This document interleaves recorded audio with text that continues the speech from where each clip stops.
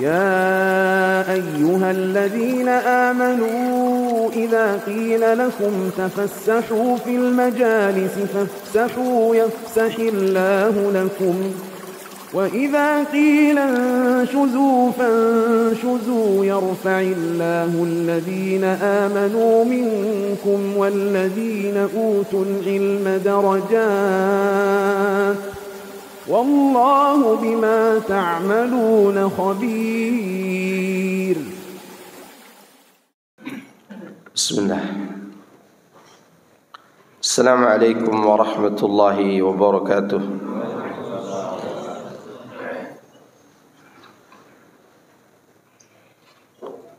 إن الحمد لله نحمده ونستعينه ونستغفره ونعوذ بالله من شرور أنفسنا ومن سيئات أعمالنا من يهده الله فلا مضل له ومن يضلل فلا هادي له وأشهد أن لا إله إلا الله وحده لا شريك له وأشهد أن محمدا عبده ورسوله صلى الله عليه وعلى آله وصحبه أجمعين وسلم تسليما كثيرا. أما بعد، يا أيها الذين آمنوا اتقوا الله حق تقاته ولا تموتن إلا وأنتم مسلمون، فإن أصدق الحديث كتاب الله وخير الهدي هدي محمد صلى الله عليه وسلم وشر الأمور محدثاتها فإن كل محدثة بدعة وكل بدعة ضلالة وكل ضلالة في النار. إخوان في الدين أعزني الله وإياكم. Alhamdulillah, kita bersyukur kepada Allah Subhanahu wa taala yang telah memberikan kita nikmat taufik sehingga kita bisa melaksanakan ibadah salat subuh berjamaah. Dan juga Allah masih memberikan kita umur sehingga kita bisa menghirup udara pagi di hari ini. Berapa banyak saat ini orang bergelimang harta tapi dia sudah berada di rumah sakit. Berapa banyak orang sibuk meeting kesana kemari untuk mengumpulkan harta dan usaha, tapi sekarang orang tersebut sudah berada di bawah tanah. Dia sudah tidak punya kesempatan lagi untuk menuntut ilmu, tidak punya kesempatan lagi untuk mengamalkan ilmu, dan sudah tidak punya kesempatan untuk berbuat baik kepada sesama. Kita yang masih diberikan kenikmatan tersebut, kita manfaatkan sebelum tubuh ini dimakan oleh tanah dan menjadi abu. Maka jadikanlah sisa umur ini untuk mendapatkan ridha Allah Subhanahu wa taala. Baik, kita akan membahas tentang beriman kepada para rasul. Beriman kepada para rasul merupakan salah satu rukun dari rukun iman yang 6. Hal itu karena mereka adalah perantara antara hamba dengan Allah, atau perantara antara Allah dengan hambanya. Mereka hadir untuk menegakkan hujjah Allah atas manusia atau atas makhluknya. Beriman kepada mereka berarti membenarkan risalah yang mereka bawa dan mengakui kenabian mereka,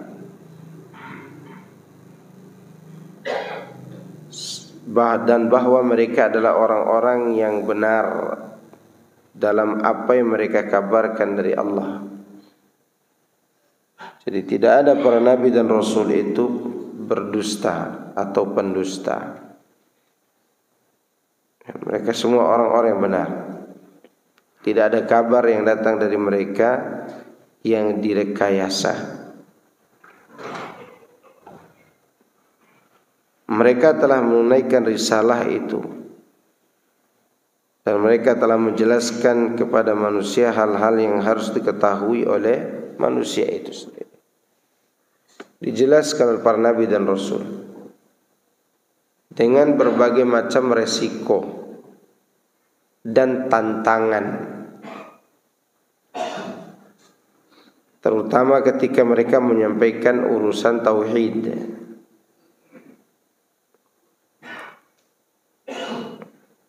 Dan dalil-dalil tentang kewajiban beriman kepada mereka berjumlah sangat banyak. Di antaranya Allah berfirman, "Walakinnal birra man amana billahi wal yawmil akhir wal malaikati wal kitabi wan nabiyyin." Tetapi kebaikan itu ialah kebaikan orang yang beriman kepada Allah, kepada hari akhir, kepada malaikat, kitab-kitab, dan juga para rasul, dan juga para nabi. Kemudian Allah berfirman, "Kullun amana billahi wa malaikatihi wa kutubihi wa rusulihi wal yaumil wa rusulihi la nufarriqu baina ahadim min rusulihi." Semuanya beriman kepada Allah, kepada para malaikatnya, kepada kitab-kitabnya, dan kepada para rasul. Kami tidak membeda-bedakan satu pun dari para rasul itu. Kemudian Allah juga berfirman, "Innal ladzina yakfuruna billahi wa rusulihi wa yuriduna an yufarriqu bainallahi wa rusulihi wa yaquluna nu'minu bi ba'din wa nakfuru biba'd wa yuriduna an yattakhidhu baina dzalika sabila ulaika humul kafiruna haqqan." Sesungguhnya orang-orang yang kafir kepada Allah dan Rasul-Rasulnya dan bermaksud membeda-bedakan antara keimanan kepada Allah dan Rasul-Rasulnya dengan mengatakan kami beriman kepada sebagian dan kami kafir kepada sebagian yang lain, serta bermaksud mengambil jalan tengah iman atau kafir, mereka itulah orang-orang kafir yang sebenarnya.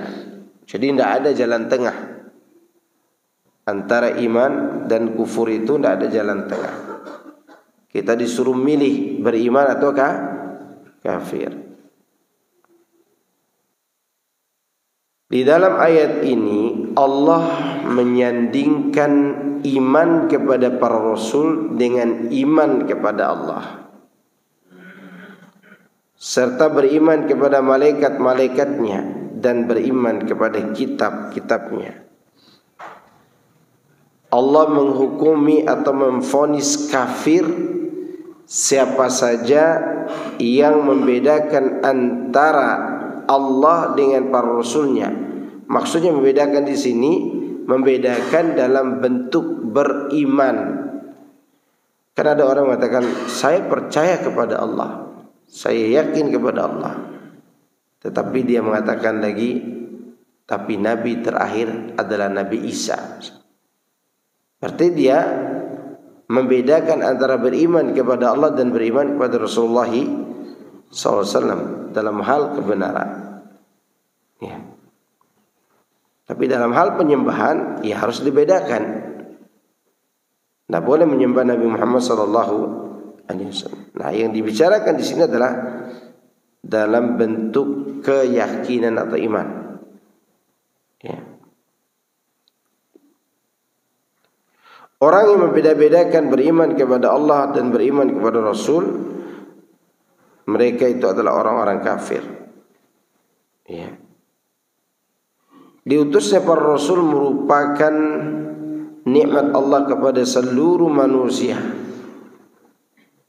Ya.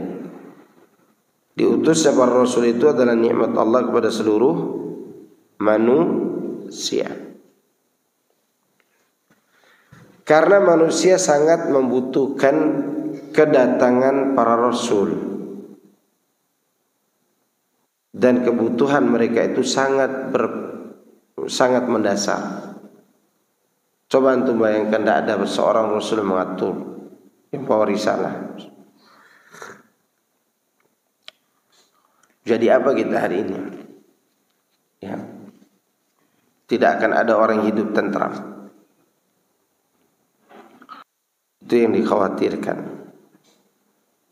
Maka oleh karenanya kebutuhan manusia kepada para rasul itu adalah kebutuhan yang sangat mendasar. Hidup mereka tidak teratur dan agama mereka tidak lurus kecuali para rasul, kecuali dengan para rasul. Maka disebutkan dalam surat Al-A'raf tentang pengakuan penduduk surga. Mereka mengatakan wa qalu alhamdulillahilladzi hadana li hadza wa ma kunna linahtadiya laula an hadana Allah laqad ja'at rusulu rabbina bil haqq. Dan penduduk surga mengatakan segala puji bagi Allah yang telah memberi kita hidayah sampai ke sini. Kalimat li hadza, li ini menunjukkan sudah sampai. Li ini menunjukkan sudah sampai. Kalau sebut hadana ila, berarti baru ditunjukkan, belum sampai. Baru tahu jalan, oh itu jalannya, tapi belum sampai. Tapi di sini Allah menyebutkan tentang ungkapan penduduk surga, hadana li hadza. Dan kita tidak akan sampai ke sini kalau Allah tidak beri hidayah kepada kami. Hidayah tersebut kata mereka, laqad ja'at rusul rabbina bil haqq. Sungguh telah datang kepada kami utusan-utusan Rabb kami yang membawa kebenaran. Itulah yang membuat manusia membutuhkan para rasul. Manusia jauh lebih membutuhkan para rasul daripada mereka membutuhkan makan dan minum. Dan Allah menjadikan para rasul perantara di antara dirinya dengan manusia untuk mengenalkan manusia tentang Allah, untuk menunjukkan mereka apa yang bermanfaat dan apa yang mudarat. Dan itu yang menunjukkannya para rasul. Maka oleh karena itu jangan banyak protes terhadap apa yang ditentukan oleh Rasulullah sallallahu alaihi wasallam. Karena semua ketentuan beliau itu sudah dipastikan, di situ sudah dipertimbangkan maslahat dan mudarat. Perintah berarti ada maslahat, larangan berarti ada mudarat.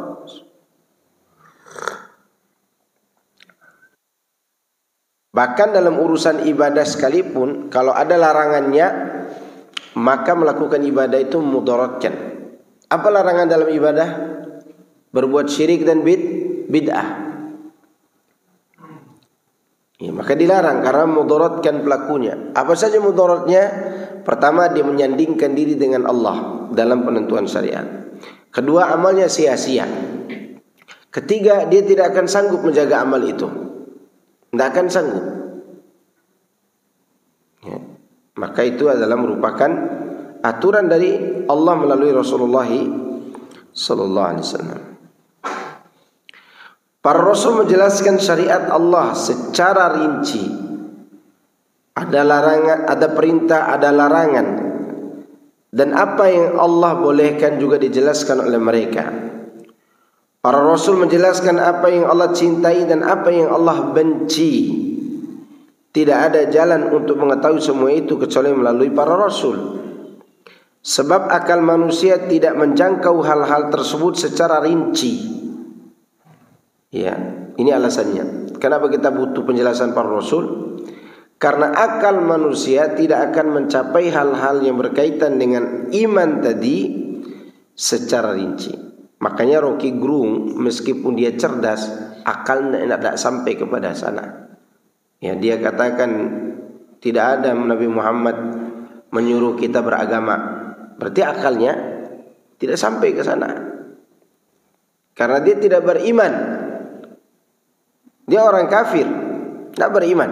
Kalau dia betul-betul beriman kepada Allah dan Rasulnya, maka kecerdasannya akan dia letakkan di hadapan apa? Luasnya makna keimanan. Ya, keimanan kepada para Rasul terutama. Sebab akal manusia tidak menjangkau hal-hal tersebut secara rinci. Sekalipun ia kadang menjangkau hal-hal yang doruri. Yang doruri itu yang diketahui secara pasti, secara global.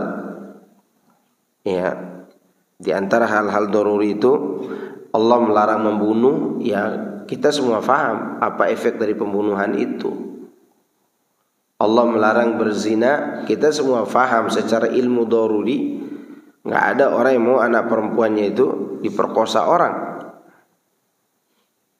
Ini hal-hal yang bersifat doruri, diketahui secara pasti. Memahaminya tidak melalui penelitian yang begitu dalam. Ya. Tetapi ada hal-hal yang perlu diteliti, perlu disampaikan. Ternyata akal kita tidak sanggup sampai ke sana. Seperti para Rasul menjelaskan ada azab kubur, ada nikmat surga, ada nikmat neraka. Ya, mati kita akan ditanya, berjalan di atas sirat dan seterusnya. Itu semua tidak bisa dijangkau oleh akal kita. Bahkan kalau sekiranya akal kita bisa menghayalkan surga, kita semua akan mati. Kita semua akan mati. Karena keindahan surga yang kita khayalkan. Ya, saking indahnya kita tiba-tiba sudah ditanya oleh Munkar dan Nakir. Karena terlalu indah yang kita khayalkan itu. Seandainya seorang bidadari datang ke dunia ini, maka satu kerudungnya itu tidak bisa kita beli dengan dunia seisinya. Gimana untuk mendapatkan bidadarinya? Lamar anak Pak RT aja harus bawa puluhan juta, apalagi bidadari. Yang harga kerudungnya tidak bisa Pak dibeli dengan dunia dan seisinya. Maka untuk mencapainya adalah memiliki sesuatu yang lebih berharga daripada dunia dan seisinya, yaitu beriman. Apa namanya? Beriman, mengimani apa yang telah disampaikan oleh para nabi dan rasul. Karena akal kita tidak sampai ke sana. Kana an-nasu ummatan wahidah, fab'atha Allahu an-nabiyyina mubasysyirin wa munzirin, wa anzala ma'ahumul kitaba bil haqqi liyahkuma bainan nasi fima ikhtalafu fihi. Manusia itu dahulunya adalah umat yang satu. Kemudian mereka berselisih. Maka Allah mengutus para nabi sebagai pembawa kabar gembira dan pemberi peringatan. Dan Allah menurunkan bersama mereka kitab yang membawa kebenaran untuk memberi keputusan di antara manusia tentang perkara yang mereka perselisihkan. Di sini ada yang menarik. Kana an-nasu ummatan wahidah. Ya. Di sini Allah menggunakan kata kana. Secara kaidah kana itu adalah fi'il naqis, kata kerja yang kurang.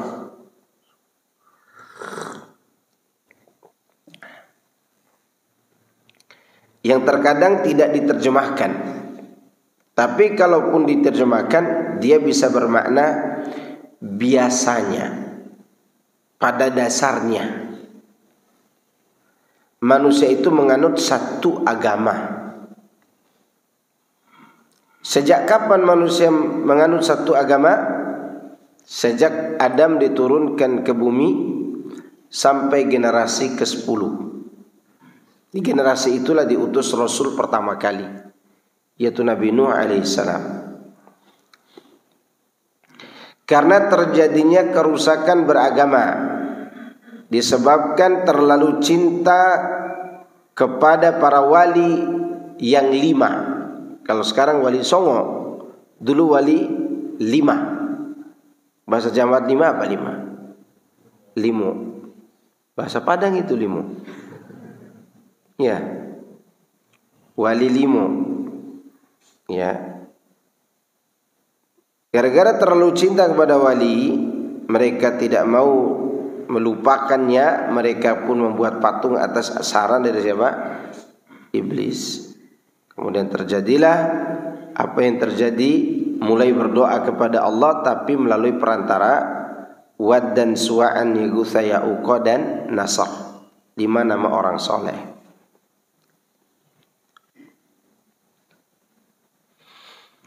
Itu dulu manusia itu satu agama. Ummah di sini artinya agama, ajaran.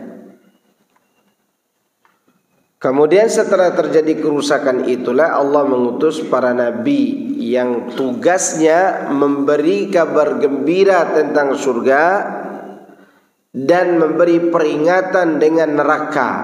Mendengar itu pengikutnya enggak masuk akal. Iya betul lah, kan masuk akal. Bagaimana kita bisa mengolahnya dalam akal kita apa yang disampaikan para rasul itu? Sedangkan nikmat surga belum pernah kita lihat. Ya. Demikian juga azab neraka. Dan hajat manusia kepada para rasul lebih besar daripada hajat pasien kepada dokter. Karena akibat paling buruk ketiadaan dokter adalah sakitnya jasmani. Sementara ketiadaan Rasul menyebabkan sakit rohani. Tidak ada kehidupan yang baik bagi penduduk bumi kecuali bila kerasulan dan ajaran-ajarannya tetap tegak. Bila ia tergerus, maka Allah menegakkan hari kiamat. Maka maslahat dan mudarat itu baru kita ketahui melalui penjelasan para nabi dan rasul. Coba antum lihat sendiri bagaimana zaman jahiliyah. Ketika orang-orang jahiliyah sebelum kedatangan Rasulullah SAW sebagai utusan, mereka berada di dalam kerusakan yang luar biasa. Jangan ditanya kerusakan di luar tanah haram. Di dalam tanah haram saja terjadi kesyirikan. Kalau di luar tanah haram, maka siapa yang berada di luar itu, dia berada dalam keadaan menakutkan. Itu zaman jahiliyah. Makanya Allah mengingatkan kaum Quraisy tentang keamanan mereka berdagang. Li'ilafi Quraisy ilafihim rihlatasy syita'i was-shayf. Falyabudu rabb hadzal bait alladzi at'amahum min ju' wa amanahum min khauf. Kalimat wa amanahum min khauf, karena setiap orang yang tidak berada dalam tanah suci pasti terjadi pertikaian, kecuali orang Quraisy yang tidak diganggu. Kenapa tidak diganggu? Karena kemuliaan tanah haram. Nah, untuk menambah keamanan itu lebih aman lagi dan lebih sempurna lagi, Allah menyuruh mereka falyabudu rabb hadzal bait. Siapa yang menyampaikan ayat ini? Rasulullah sallallahu alaihi wasallam, dan itu sebagai bentuk syukur kepada Allah atas kenikmatan yang Allah berikan kepada mereka. Dan kita sangat butuh kepada Rasul, melebihi butuh kita kepada tabib. Ya, kita lebih butuh kepada Rasul daripada dokter. Maka oleh karena itu Sa'ad bin Mu'adz radhiyallahu anhu ketika perang Badar, di antara kalimat yang disebutkan oleh Sa'ad bin Mu'adz ini tokohnya kaum Aus yang ditakuti di Madinah. Yang apabila matanya sudah merah dan tombaknya sudah dicabut, tidak akan kembali kecuali setelah tombaknya itu di ujungnya ada tetesan darah. Itulah Sa'ad bin Mu'adz. Ya. Dia berkata kepada Nabi sallallahu alaihi wasallam ketika perang Badar itu, di antara kalimat yang dia sampaikan, di atas anak bukit itu aku buatkan kemah untukmu untuk istirahat malam ini, untuk tempat kau berdoa. Di kemah itu aku ikat kuda. Di kuda itu aku gantung pedang. Kau duduk di atas sana ketika besok terjadi peperangan. Lihat saja kami berperang. Jika jasad kami semua sudah bergelimpangan mati dalam peperangan itu, maka pulanglah engkau kepada anak istri kami, karena mereka lebih merindukan engkau daripada kami. Ya. Karena mereka lebih merindukan siapa? Engkau daripada kami. Lihat bagaimana kecintaan dan hajat mereka kepada Rasulullah sallallahu alaihi wasallam.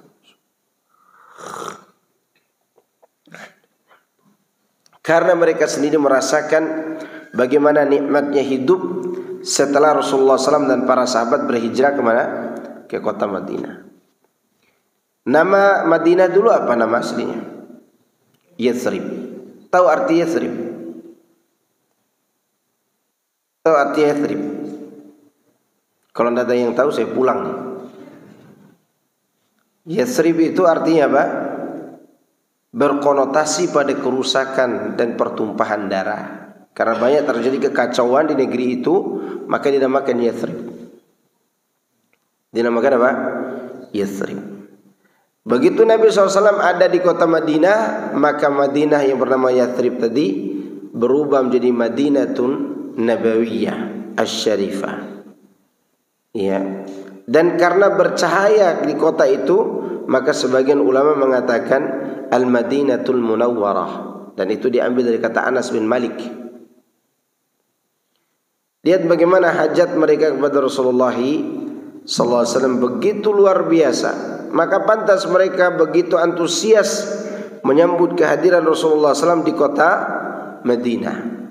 Masih ingat perang Hunain? Yang di dalam perang itu betapa Rasulullah SAW memberikan ghanimah kepada orang Mekah lebih banyak daripada orang Madinah. Sehingga orang-orang Madinah cemburu. Cemburu dalam artian bukan cemburu gara-gara harta, bukan. Tapi mereka khawatir setelah Fatu Mekah terjadi perang Hunain dan Rasulullah membagikan harta rampasan perang kepada orang Mekah lebih banyak daripada tokoh-tokoh dari Madinah. Karena orang-orang Mekah ini baru masuk Islam. Kan Fatu Mekah, hudatsa'um bi ahdin bil kufri. Mereka baru saja meninggalkan kekufuran. Maka Rasulullah berikan harta agar hati mereka tetap terjaga dalam keislaman. Orang-orang Ansor cemburu, dan mereka berbicara di antara mereka pembicaraan yang tidak enak didengar. Maka Rasulullah mendatangi mereka semua. Di antara kalimat Nabi yang disampaikan, bagaimana menurut kalian wahai orang Ansor? Orang-orang pulang membawa onta, sapi dan harta, tapi kalian ke Madinah pulang membawa aku. Semua menangis. Terseduh-seduh mereka menangis karena bahagia.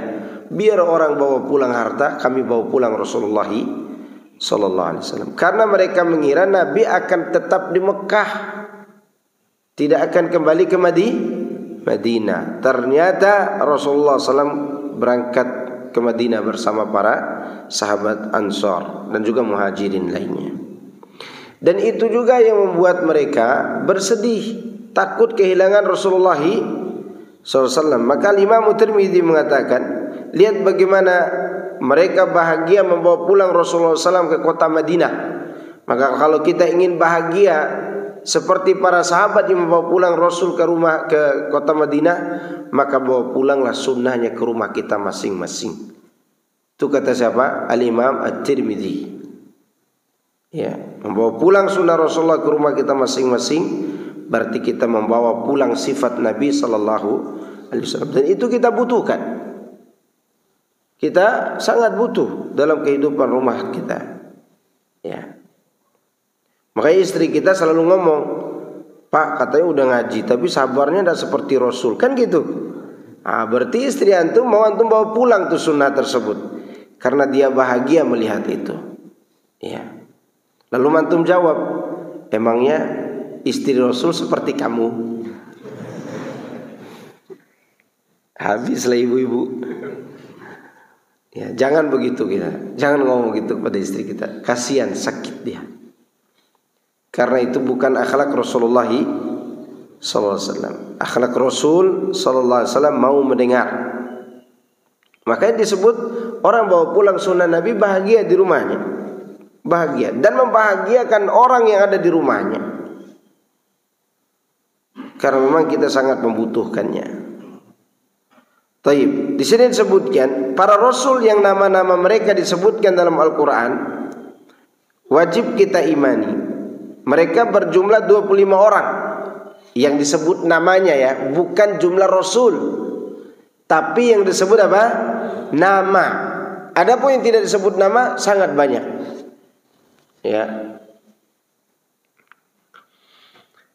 18 dari mereka disebutkan dalam firman Allah di suratul An'am ayat 83 sampai 86. Allah mengatakan, "Wa tilka hujjatuna atainaha Ibrahim ala qaumi wa narfa'u darajatin man nasha' inna rabbaka hakimun alim wa wahabna lahu Ishaqa wa Yaquba kullan hadaina wa Nuhan hadaina min qabl wa min dhurriyyatihi Dawud wa Sulaiman wa Ayyub wa Yusuf wa Musa wa Harun wa kadzalika najzil muhsinin wa Zakaria wa Yahya wa Isa wa Ilyas kullun minas salihin wa Ismail wal Yas'a wa Yunus wa Luta wa kullan faddalna 'alal 'alamin. Ya.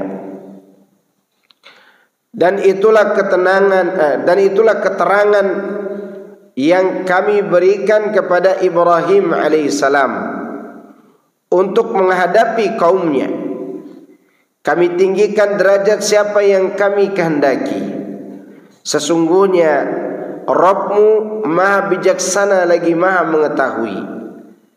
Dan kami telah menganugerahkan Ishak dan Yakub kepadanya. Kepada masing-masing telah kami berikan petunjuk. Dan sebelum itu kami telah memberi petunjuk kepada Nuh alaihissalam dan kepada sebagian dari keturunannya, keturunan Ibrahim, yaitu di antara keturunannya Dawud, Sulaiman, Ayyub, Yusuf, Musa, Harun.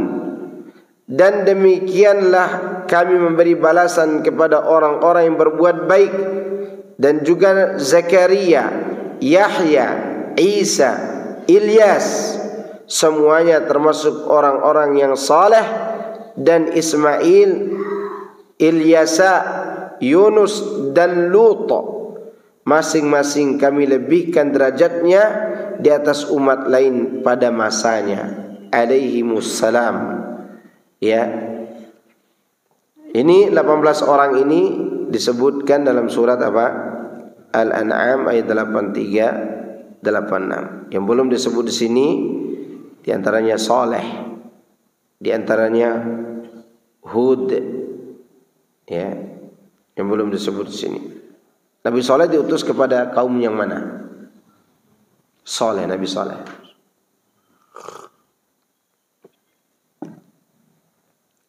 Dan tahu Nabi Saleh diutus ke kaum yang mana? Antum tidak tahu juga. Diutus kepada kaum Samud. Hud diutus kepada Ad. Ya. Pertanyaannya, orang-orang Barat meyakini ada Nabi John. Ada nggak Nabi John? Dalam Al-Quran ada nggak Nabi John?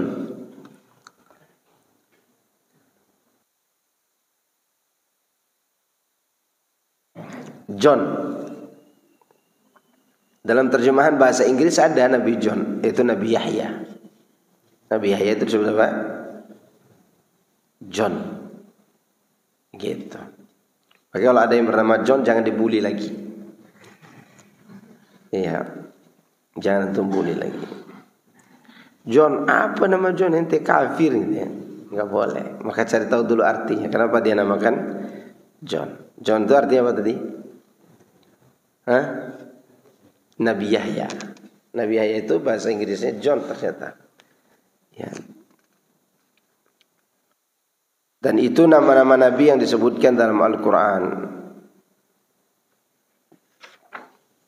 Adapun yang tersisa disebutkan di berbagai ayat Al-Quran. Ya. Untuk Rasul yang namanya tidak Allah sebutkan di dalam Al-Quran, maka wajib mengimaninya secara global.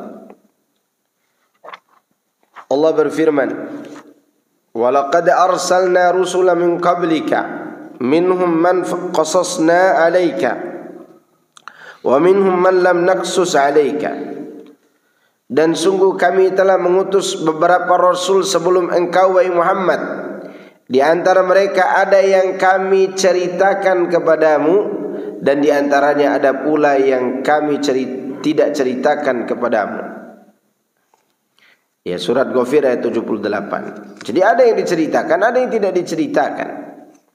Wa rusulan qad qasasnahum 'alaika min qablu wa rusulan lam naqsushum 'alaika. Dan ada beberapa rasul yang telah kami kisahkan mereka kepadamu sebelumnya, dan ada beberapa rasul lain yang tidak kami kisahkan mereka kepadamu. Surat An-Nisa ayat 164. Itu menunjukkan jumlah para rasul itu sangat banyak. Demikian juga para nabi. Mana yang lebih banyak, nabi apa rasul? Nabi. Di sini terdapat satu masalah yang perlu dijelaskan, yaitu beda antara nabi dan rasul.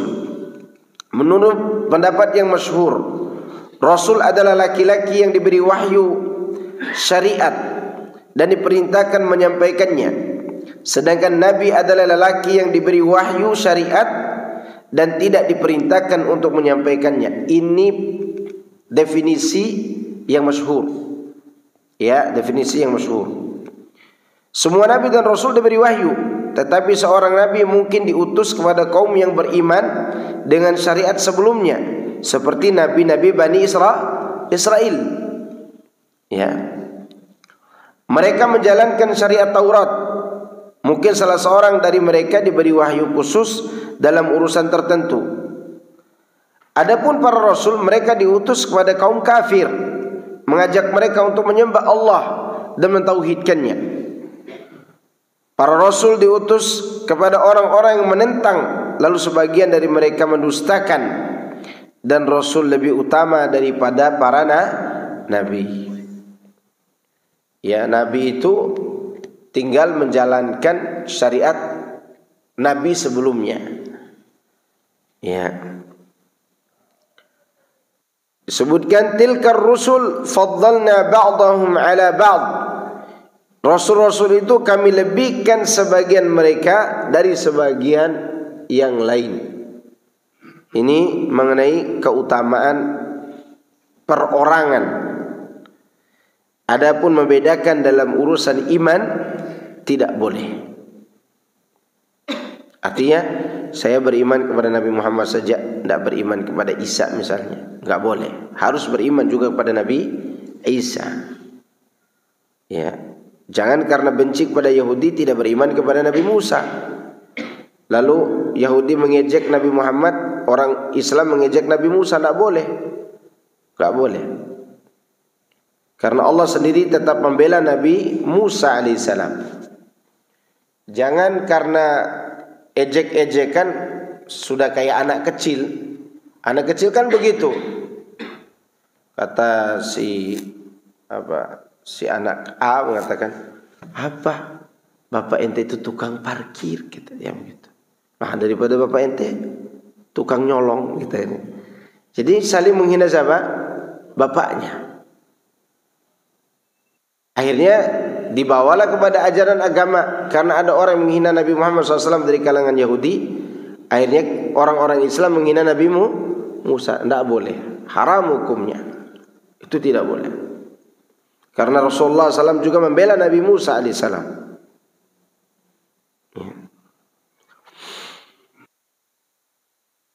Rasul paling utama adalah ulul azmi. Rasul paling utama siapa? Ulul azmi. Ulul azmi itu siapa aja?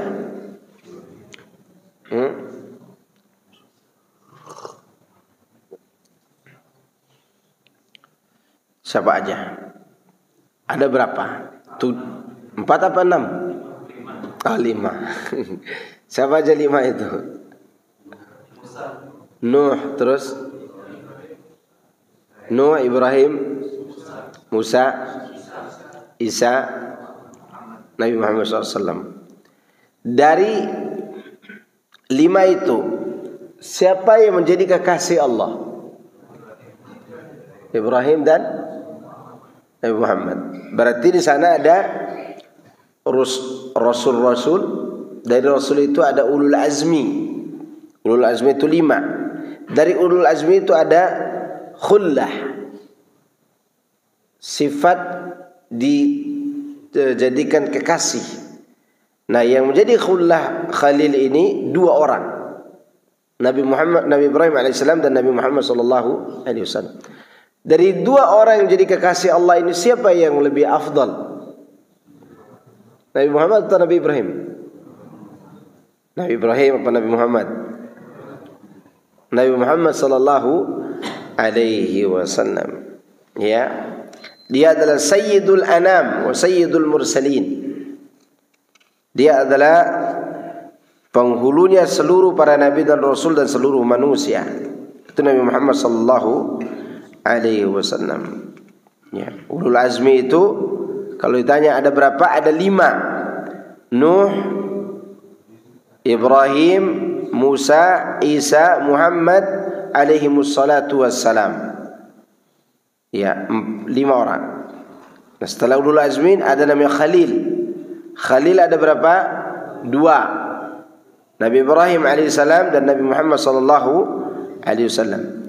Dari 2 ini ada Sayyid yang menjadi pemimpinnya seluruh para nabi. Siapa? Nabi Muhammad sallallahu alaihi wasallam. Ya. Dia datang terakhir, tapi dia yang paling mulia.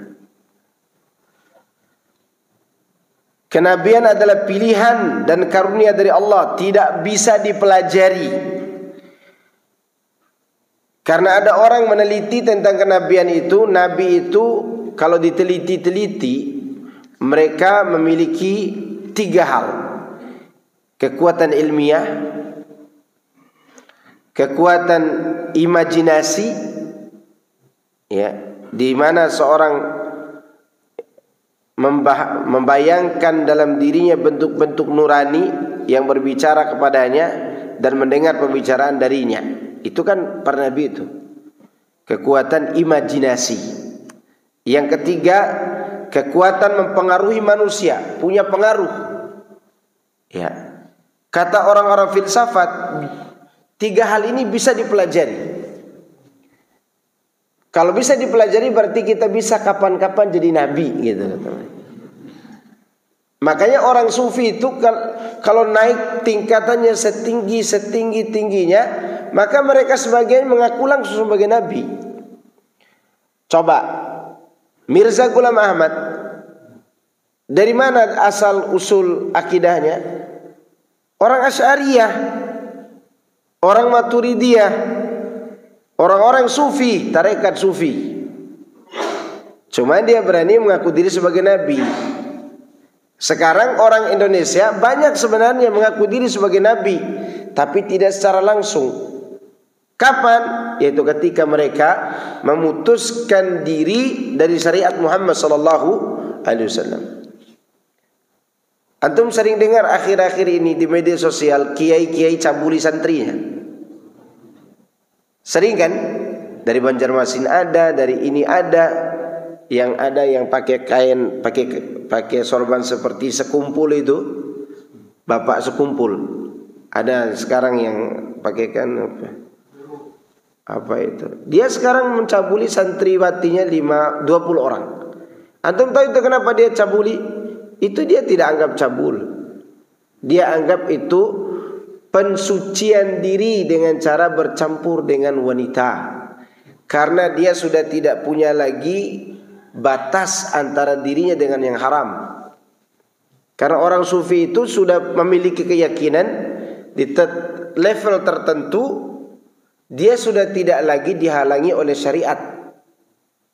Maka ada yang tidak sholat, ada yang melakukan yang haram. Ada orang-orang sufi itu begitu. Kalau ada orang ngomong, kata dia, ada orang bilang, hebat ya ada ustadz ngisi kajian di tempat-tempat dugem, di situ ada wanita-wanita telanjang, ya kuat sekali keimanannya. Pret, yang ngajarin berjilbab saja dia tidak tahan, di balik jilbab itu ada aurat, apalagi yang lihat langsung aurat. Itu yang dicabuli di pondok pesantren pakai jilbab enggak? Lalu bagaimana kalau mereka tidak pakai jilbab? Itu karena mereka punya keyakinan tertentu. Makanya yang banyak mengaku diri sebagai nabi itu dari kalangan sufi atau salafi. Jawab, satu aja orang dari salafi ngaku diri sebagai nabi. Yang ustadznya, ya kalau yang tidak berilmu ya banyak ngaku-ngaku. Yang mengaku diri sebagai nabi akhirnya nantinya siapa? Orang tarekat, orang sufi. Yang mereka melakukan tiga hal tadi. Mereka melakukan kekuatan ilmiah dulu, kemudian melakukan kekuatan imajinasi, lalu membuat pengaruh. Punya pengaruh, udah dia sudah mau mengaku diri sebagai nabi. Makanya Mirza Ghulam Ahmad setelah dia memiliki pengaruh, baru dia mengaku diri sebagai nabi. Karena waktu itu banyak sekali yang mengikuti dia, terutama di surat kabar. Dia rajin membantah Nasrani, dia rajin membantah Hindu. Maka dengan tiga kekuatan ini, kekuatan apa tadi? Ilmiah, imajinasi, dan kekuatan mempengaruhi orang, maka pantas jadi nabi, kata mereka begitu. Padahal keyakinan kita kenabian itu bukan pilihan manusia, tapi pilihan siapa? Allah. Makanya Allah katakan dengan kata istofa, dan yang dipilih itu disebut Mustafa. Lihat Allah katakan, Allahu yastafi minal malaikati rusulan wa minan nas. Allah memilih para utusannya dari malaikat dan dari manusia. Jadi utusan itu ada yang dari malaikat, ada yang dari manusia. Kira-kira semua malaikat utusan Allah enggak? Enggak. Yang jadi utusan Allah itu yang mana? Yang dipilih oleh Allah. Ada yang diutus sebagai pembawa wahyu, seperti siapa?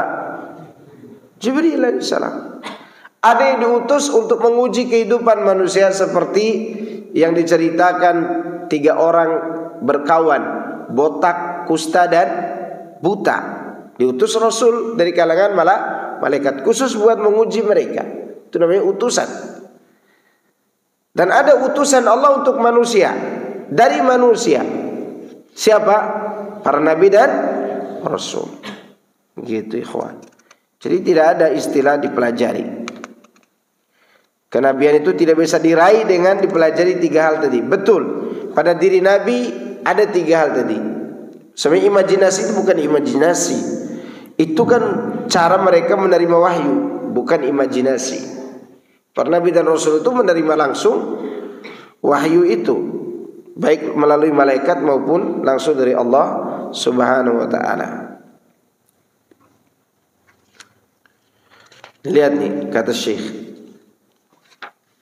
kenabian menurut filosof mempunyai 3 kekhususan menurut mereka ya. Pertama, kekuatan ilmiah, di mana seorang mendapatkan ilmu tanpa belajar, akan tetapi melalui kekuatan.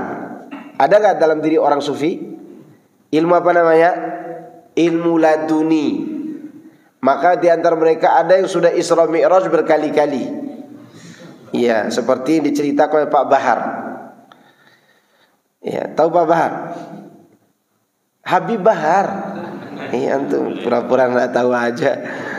Ya. Kedua, kekuatan imajinasi, di mana seorang membayangkan dalam dirinya bentuk-bentuk nurani yang berbicara kepadanya dan mendengar pembicaraan darinya. Ya, kalau udah biasa cari ilmu laduni, pasti ada bisikan. Kira-kira bisikan siapa? Dirinya sendiri atau iblis? Iblis lah. Ya.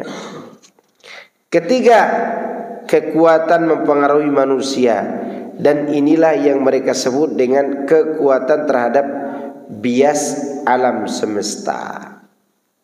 Ya. Sifat-sifat ini dapat diraih melalui usaha, kata mereka. Karena ini sebagian orang-orang sufi mencari kenabian itu. Menurut mereka kenabian adalah keahlian. Maka mereka menghindarikan ajaran Rasulullah SAW. Akhirnya cari-cari ajaran Nabi lain seperti Nabi Khidir. Ya kan, mereka sekarang lagi cari-cari Nabi Khidir. Disuruh cari ajaran Muhammad SAW, malah justru mencari ajaran siapa? Nabi yang lain. Maka kalau mereka tidak pernah mau menyampaikan hadis tentang bicaranya Nabi SAW kepada para sahabat. Ketika Umar membaca Taurat, Rasulullah menegurnya. Kemudian Rasulullah SAW berkata di antara ucapannya, "Lau asbaha fikum Musa, summa taba'tumuhu, wa taraktumuni, ladhalaltum." Kalau Musa pagi ini ada di tengah-tengah kalian, kata Nabi, ada Nabi Musa alaihissalam di tengah-tengah kalian, lalu kalian mengikuti dia dan kalian tinggalkan aku, kalian pasti tersesat. Lalu bagaimana kalau kita mengikuti Nabi palsu? Ini Nabi Musa, ini Nabi asli apa palsu? Nabi asli, utusan Allah, kalimullah. Tapi ajaran cara menyembah Allah itu sudah berlalu, sudah dihapus dengan datangnya cara Rasulullah SAW. Kalau kalian ikuti dia juga dalam cara menyembah Allah, tidak mungkin Nabi Musa berbuat syirik. Tapi berkaitan di sini apa? Cara. Dan kalian tinggalkan cara aku, maka kalian akan tersesat. Bagaimana yang kalau kita ikuti itu Nabi palsu, Nabi yang mengusahakan dirinya dia apa? Jadi Nabi. Ya. Maka sekarang sikap para Habib itu, kita disuruh untuk menyikapi mereka seperti menyikapi siapa? Nabi. Harus ikut, kalau enggak neraka. Dan mereka berani mengatakan mereka memegang kunci surga. Ajib. Ya, kunci gerbang Taman Yasmin saja dipegang satpam. Ya. Kunci surga dibayangkan. Bahkan ada di antara mereka, di antaranya tuan guru sekumpul, mengaku bahwa dia punya surga sendiri, bebas memasukkan siapa saja. Ya. Itulah buah dari pelajaran ilmu laduni, berimajinasi. Ya. Dan mereka ajibnya mendapatkan apa yang mereka dapatkan karena Allah memberikan istidraj dan banyak pengikutnya. Dan alhamdulillah tidak ada seorang pun ulama dari kalangan orang-orang bermanhaj salaf yang pernah mengaku diri sebagai nabi. Jangan kata mengaku diri sebagai nabi, diangkat menjadi ulama saja mereka khawatir, saking takutnya mereka. Tapi ini diantara kebodohan orang-orang yang mengaku diri bisa mencari kenabian. Lihat, Allah mengatakan kenabian adalah pilihan dan petunjukan Allah menurut hikmah dan ilmunya tentang siapa yang layak menerimanya, bukan usaha dari seorang hamba. Benar, para nabi dikhususkan dengan keutamaan-keutamaan yang dengannya mereka menjadi istimewa dibandingkan yang lain, tetapi tidak seperti diucapkan oleh filosof yang sesat itu. Keutamaan para nabi dan rasul dapat pelajaran, tapi langsung dari Allah, bukan berkhayal. Maka Nabi Muhammad SAW tidak boleh bicara kecuali dengan apa? Wahyu. Ada pembicaraan dia yang tidak ada wahyunya, para sahabat akan bertanya. Para sahabat akan bertanya. Contoh apa? Rasulullah itu punya sifat perasa, kelembutan yang luar biasa. Ya. Ketika perang Khandaq, mana lebih berbahaya, perang Khandaq atau perang Tabuk atau perang Uhud? Lebih bahaya mana? Perang Khandaq lah. Karena perang Khandaq sudah kehilangan para jagoan. Di antaranya Hamzah, Anas bin Nadhr. Ya, orang-orang hebat meninggal dunia pada perang Uhud. Berarti yang tersisa orang-orang yang masih terluka dan dikepung di kota. Dan pasukan musuh bukan hanya Quraisy, bukan lagi musuh bebuyutannya yang datang, tapi orang yang berkeyakinan sama dengan orang Quraisy, yaitu Bani Ghatafan. Yang Bani Ghatafan itu tidak ada urusannya dengan Nabi, nggak ada permusuhan, nggak ada saling merampas harta, nggak ada Bani Ghatafan itu. Tapi jumlah mereka 6.000. Sedangkan orang Quraisy berapa? 4.000. Nabi punya perasaan ingin mengirim surat perjanjian damai dengan siapa? Bani Ghatafan. Dan beliau bermusyawarah dengan para sahabat. Di antara yang beliau ajak musyawarah adalah Sa'ad bin Mu'adz. Ini tokoh di kota Madinah, tokoh yang dihormati. Kata Sa'ad bin Mu'adz, "Ya Rasulullah, apakah keinginanmu ingin berjanji damai dengan Bani Ghatafan karena perasaanmu terhadap anak istri kami, khawatir di bumi habiskan di sini, atau diwahyukan oleh Allah?" Dijawab oleh Nabi, "Karena aku berperasaan kepada mereka." Maka Sa'ad bin Mu'adz berani untuk memberikan pendapat lain selain pendapat ini, karena ini bukan wahyu. Perhatikan nih. Apa kata Sa'ad bin Mu'adz? "Ya Rasulullah, kami kalau sudah melihat musuh mengeluarkan pedangnya di hadapan kami pantang untuk meletakkan kembali pedang di hadapan musuh itu. Perang melawan mereka. Tidak boleh kita berjanji damai dengan mereka karena mereka sudah menghunus pedang." Maka Rasulullah ikuti siapa di sini? Ikuti sahabatnya yang dia ajak untuk musyawarah.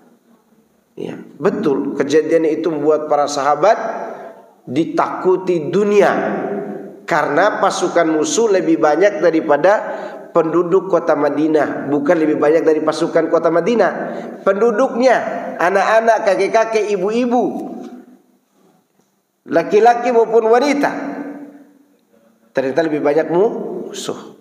Demikian cara Rasulullah SAW memberikan pendapat. Kalau nggak ada wahyunya, Rasulullah tidak berani untuk bersikeras agar pendapatnya diterima. Demikian hebatnya seorang Rasul. Maka oleh karena itu yang mereka sampaikan, terutama Nabi kita yang mulia SAW, adalah merupakan wahyu dari mana? Dari Allah Azza wa Jalla. Ya, itu disebut dengan wahyu. Maka Allah katakan, "Walau taqawwala alaina ba'dal aqawil la akhadna minhu bil yamin summa laqata'na minhu al-watin." Seandainya Muhammad membuat ucapan atas nama kami tangkap dia dengan tangan kanan. Kemudian kami potong urat nadinya yang bersambung dengan jantungnya. Ya. Fama minkum min ahadin anhu hajizin. Tidak ada seorang pun di antara kalian yang bisa menolong dan menghalangi kejadian itu. Andaikan Muhammad SAW berani menyampaikan sesuatu yang bukan wahyu dari Allah, maka kenabian dan kerasulan itu adalah merupakan pemberian Allah dan pilihan Allah Subhanahu wa ta'ala. Tapi bukti-bukti kenabian saya sebutkan secara singkat aja. Ya. Tapi ini bagus untuk dibahas, dibaca semua sih.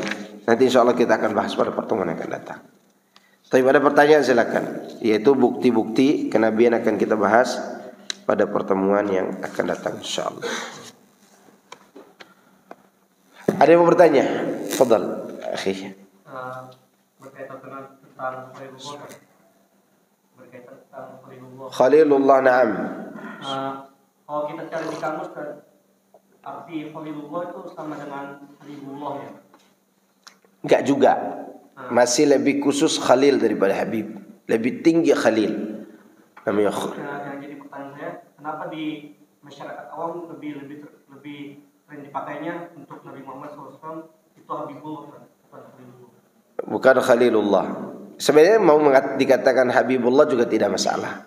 Tapi yang lebih tinggi adalah Khalil, Khalilur Rahman. Ya, khullah. Ya, kesayangan. Karena yang dicintai itu banyak tapi belum tentu disayangi.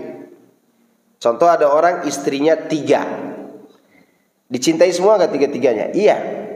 Tapi ada di antara dari ketiganya dicintai dengan sayang. Dengan apa? Sayang. Ada yang dicintai karena mungkin dia butuh diayomi. Ada yang dicintai karena fisiknya. Tapi ada yang dicintai dengan apa? Sayang yang lebih daripada cinta tadi. Ya kan? Ada lagi. Dan dipakai kalimat itu untuk memuliakan Rasulullah SAW. Ini yang buat kopi ini enak ini. Ini kalau dibuat dengan ilmu. Kopinya pahit tapi nikmat. Kopinya pahit tapi nikmat. Kalau tidak dibuat dengan ilmu, ini jadi abu gosok. Ya.